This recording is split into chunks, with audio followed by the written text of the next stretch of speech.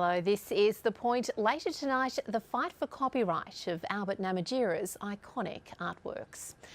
But first, the 10-year anniversary of the Northern Territory intervention has come and gone, but those critical of the controversial policy are not staying quiet. A three-day convention called Stand Up 2017 was held in Alice Springs at the weekend to focus on the way forward. Rachel Hocking has the story. Strong women raised their fists and youth stood proud, all with one thing in mind.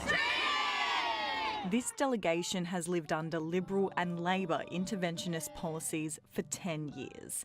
They remember when the Army and Federal Police came down on their communities and forced them to sign 5-year land leases, when their welfare money was first quarantined and alcohol and pornography were banned.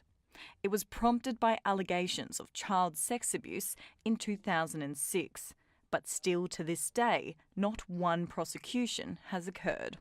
It's a continuing assault on people's rights.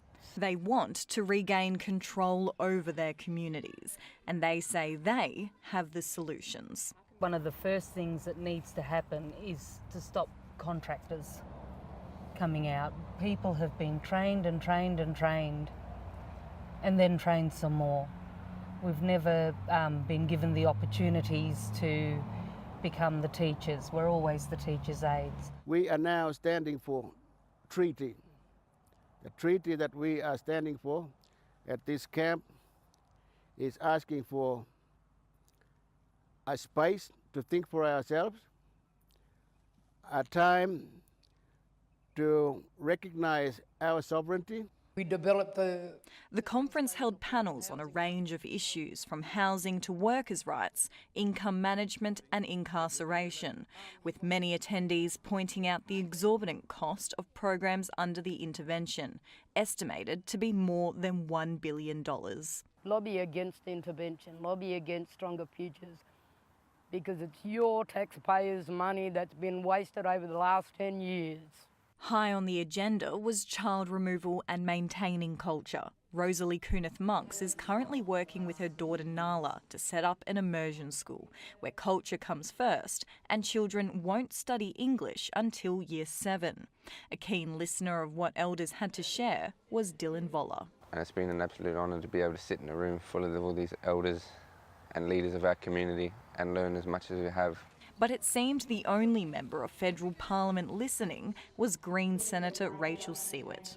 Ensure that there's community-owned and delivered and initiated programs that address the issues of disadvantage. Last week, the government backtracked and admitted the execution of the intervention was flawed, but communities say that's not enough. They have to fix it. They have to work with us. They have to work with the born leaders. They have to work with the elders. We are waiting for them to come and talk to us. I feel really uncomfortable around kids because of the way, the perception they see us all men here. We feel it today. It's not gone. It broke us. My fathers and mothers and my grandfathers and grannies need an apology from the governments for this lie that they put in that our men were pedophiles. For now, these communities will continue to heal on their own.